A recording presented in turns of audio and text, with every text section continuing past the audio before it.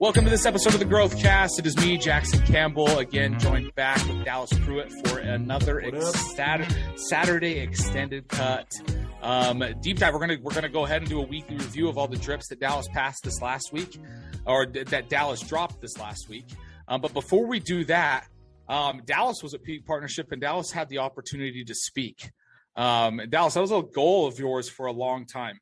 To be able to speak and to be able to do that in front of such a large audience, exactly how you wanted to do it. So I wanted to talk to you about that. I wanted to ask you, how do you feel that went?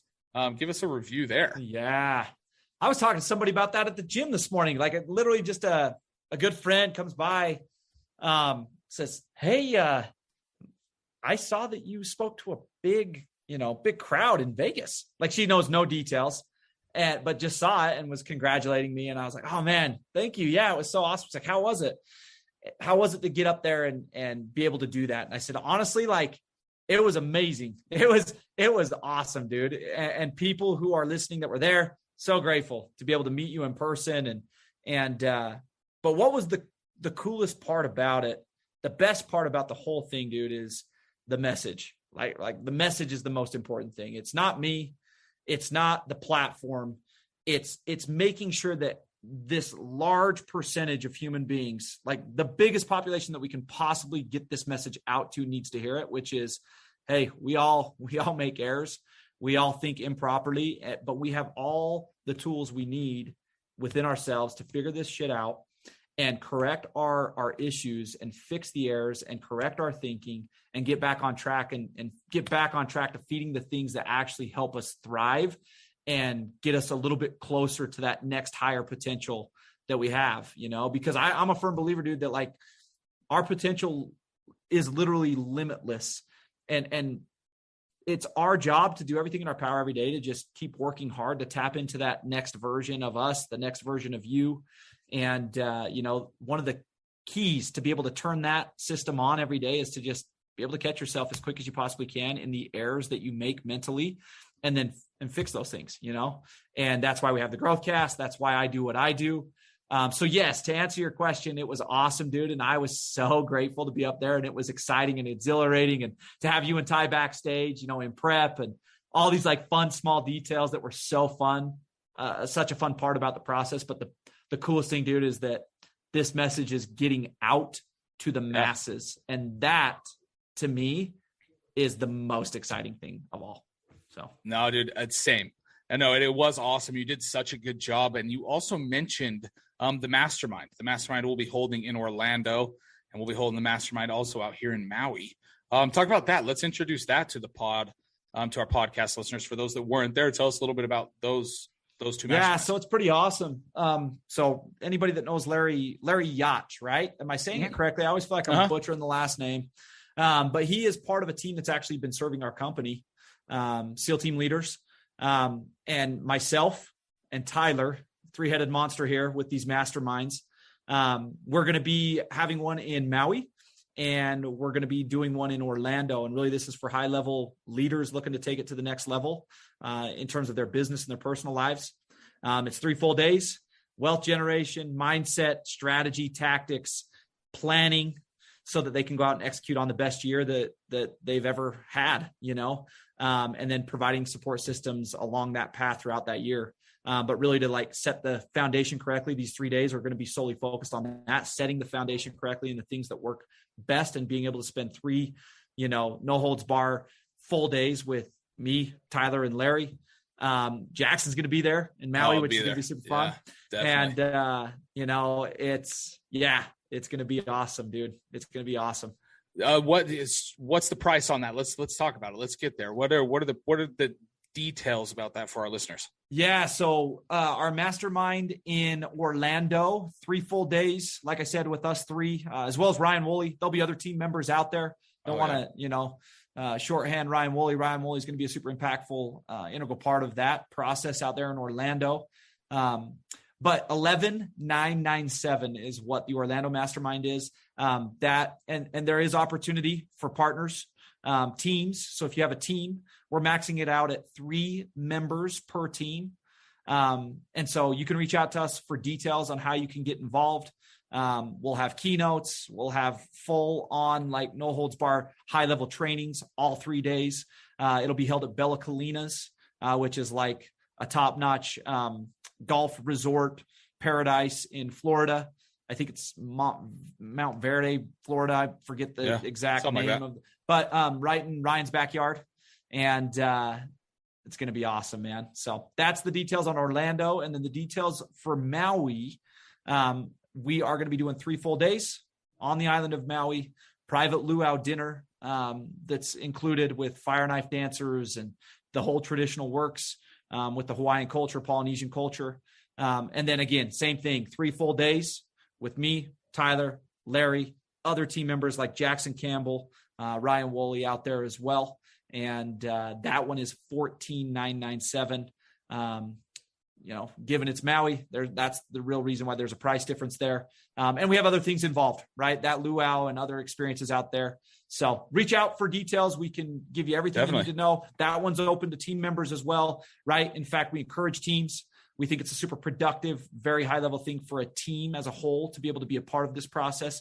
And really what we're doing, man, is we're trying to recreate an experience that we ourselves had with the multifamily mindset, right? In the early stages, Jackson, you were a part of this, went out to Maui, 5 days of planning so that we could go out and execute on the best year we had ever had individually as individuals, but also as a collective whole, as part of a team.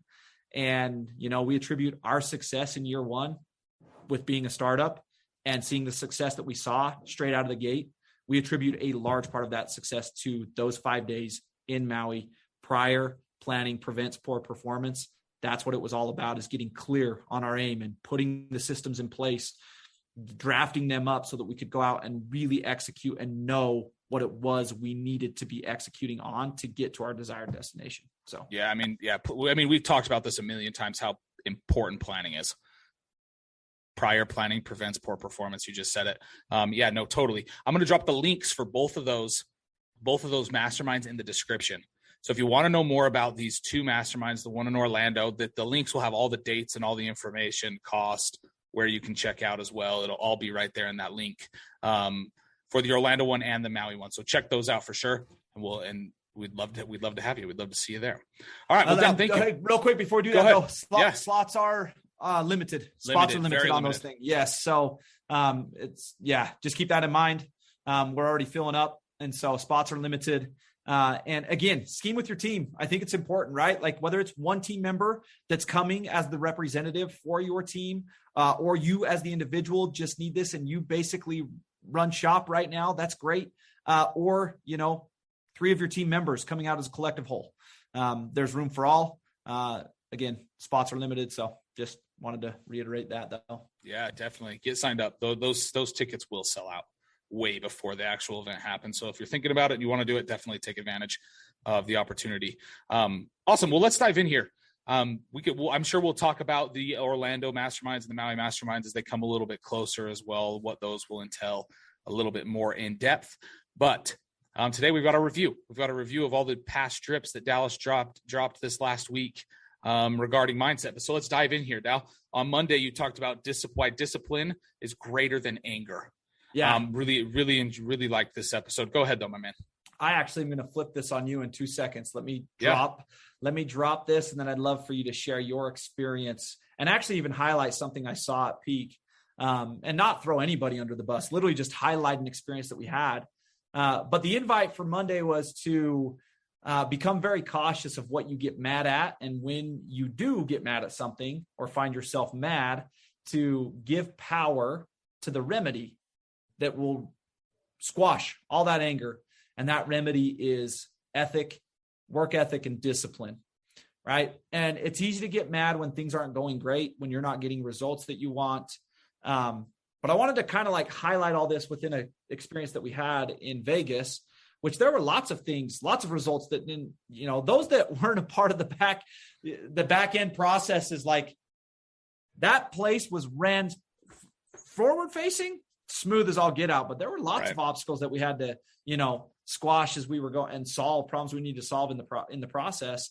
And there were lots of people that weren't happy at times in the way things were being adapted or molded or whatever.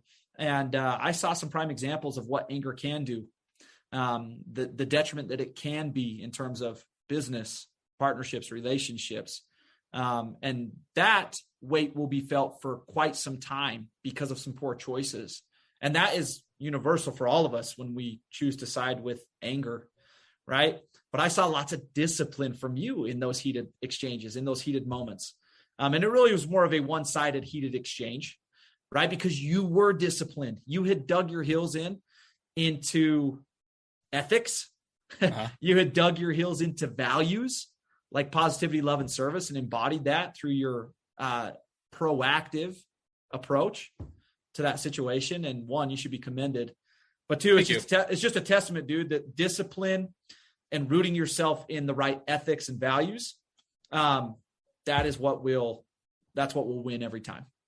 Definitely. I don't know. I don't want to get too far into some of I can give a very overview of kind of some of the things we were facing. There was a lot of difficulties, and there was some people that were frustrated with other people. And there was some things there that, without trying to say too much, just ended up being a big frustration, and people were getting angry. There were some people that were getting angry, and there was some anger. In those moments when when anger came up, the one thing that I could do for the team and help myself is remember what the big overarching goal was for that weekend. And remember that this is the goal. This is what we're trying to accomplish. Let's forget about all this stuff that's making us mad. We can deal with that at a later date. We can deal with that on Monday. We can talk and have those hard conversations on Monday. But for right now, what needs to happen is that we all need to come together as a team, stay disciplined on our purpose for this weekend, and make it happen. Put all those other things aside. So we talk about discipline is greater than anger. That's what I see there. That's what I get out of that. Is when you are disciplined on your goal, no matter these other, we call it a shit storm or whatever it may be. Yeah, white noise. I love referring to it as white noise. It's all white noise. All this other white noise that's going on when we're trying to accomplish our goals, it's constantly pushing that white noise away, forgetting about it, knowing that you'll take care of it later, but pushing that white noise away and focusing on what the goal is and what can you do right in that moment to help move the needle, to help push you closer to your goal. So yeah, thank you for saying that. But it was a learning experience for sure, as it was happening. So it was also definitely grateful for that opportunity to end that drip and just that principle and like close that one out. I think something additional that we can tack onto it is in those situations, where anger's kind of bubbling and it's coming from an angle and you're maybe the recipient, or you're even the giver. It doesn't matter whether you're the recipient or the giver of the anger. You've got to repeat in your brain, right? Like you've got to kill this mistake. You've got to get yourself out of the trap. And one of the key components to that is to remind yourself that calm, right? Calm is contagious, but so is crazy. And so it's like, what are you going to choose? Are you going to be crazy and because it's contagious. Like if you're acting in a crazy manner, anger, right? Like if it's contagious, crazy is contagious, but so is calm. And so it's like you're one simple tweak, one simple decision away from creating a new type of contagious. And it's just reminding yourself that, bringing it back, right?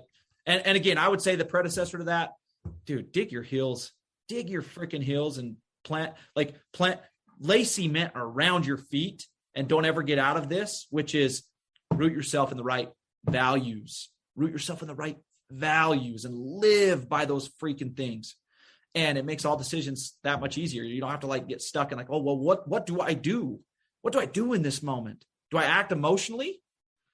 Oh, I actually know what to do because I know my values and that's how I act. Whatever is in line with that value, that's how I act. Yeah. Right. So anyways. No, that's awesome. Thank you for sharing that, Dow. A lot of actionables there. Remember your values, remember what it is you're trying to accomplish and stay disciplined to that. It makes decision-making, it makes problem solving. It makes problems that maybe can't be solved in that moment. All of that, it makes it so much easier when you're able to do those things. So no, that's great. Those are some great takeaways. Thanks, Dal. Episode 340 on Tuesday. you talked about the error assumption, or the error of making an assumption. Yeah. Let's talk about it. Yeah, I gave the directive that if you are going to make an assumption, that you should err on the side of growth. Eric Thomas came into Peak Partnership, freaking lit the room on fire, was amazing. And he gave the directive to stop assuming. And he gave context for that. And it was powerful. And I agree. This is not a disagreement here. It was just pulling back some more layers of actionables that we can do to get better at what it was he was sharing, which is, again, we only have today to do the best that we possibly can for others. And we can't, he was basically saying, stop assuming that you're going to have more days than today, right? Like that was one of his examples.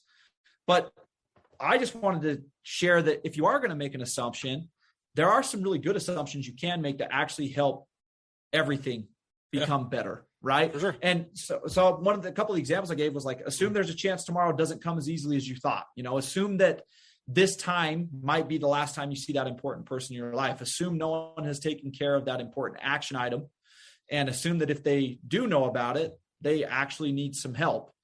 Take ownership of it all. Really what that assumption does is it helps you start to take ownership of the impact that you actually can create, the positive impact you can create on all those things. And so, that's my invite to reiterate is if you're going to make any assumptions, man, make sure it's an assumption on the side of growth. Make sure it's an assumption on the side of being able to add value. Yep. Yeah. No, I love that. I love that a lot. I mean, you and I talk about the Stoic term memento mori quite often, right? And that's what this reminds me of. If we're going to assume anything, let's assume that things may end, and that what are we doing now to make sure that those things are left better than when we started them.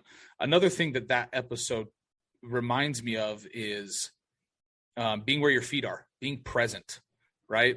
Assuming that this may be the last conversation that you and I have now. That makes me really, really, really want to be involved in this conversation and be here with you. So definitely a reminder there. Be where your feet are. Assume that this is the last time you're going to be able to do anything, because you're going to be able to get the most out of whatever it is that you're doing. Yep. So no, that's my takeaway from that episode that I wanted to share for sure. Absolutely. Awesome.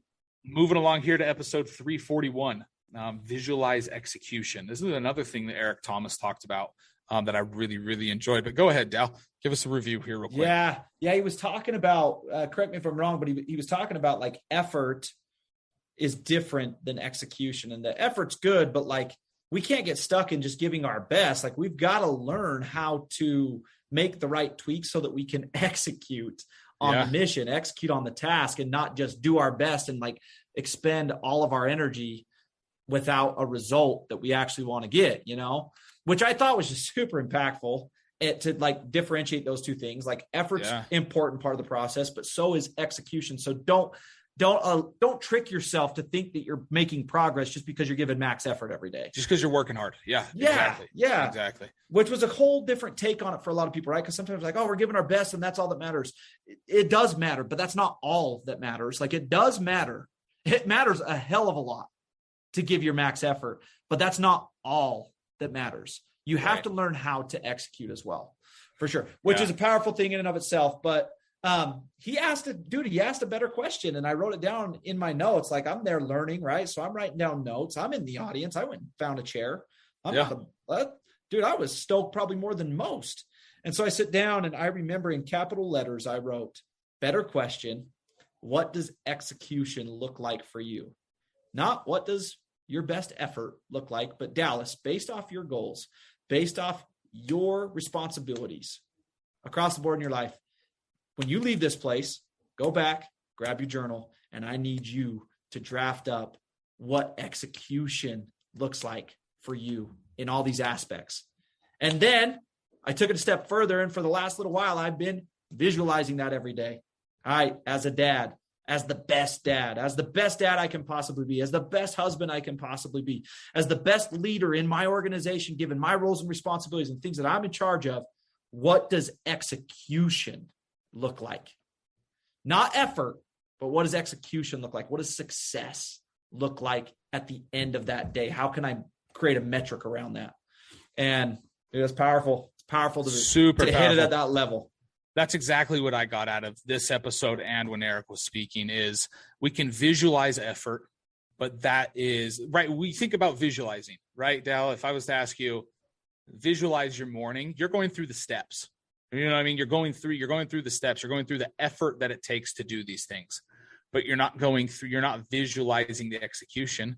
You're not visualizing I'm going to do this many reps. And you're not visualizing each set of rep you're going to do, or you're not visualizing, I'm going to write in my journal at this time.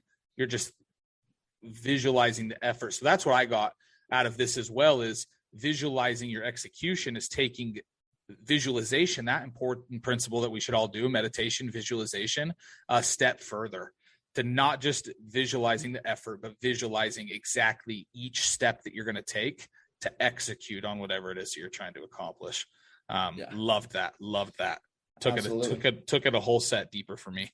So no, perfect. And it's not even just what you want to, it's not like visualizing the do, it's literally visualizing like the do at the deepest level because of a specific result that you want. And you are, yes, because that's what the work's for is, right? It's not just to work and get better, which is part of it, but like you're literally trying to get a result. And that can be scary.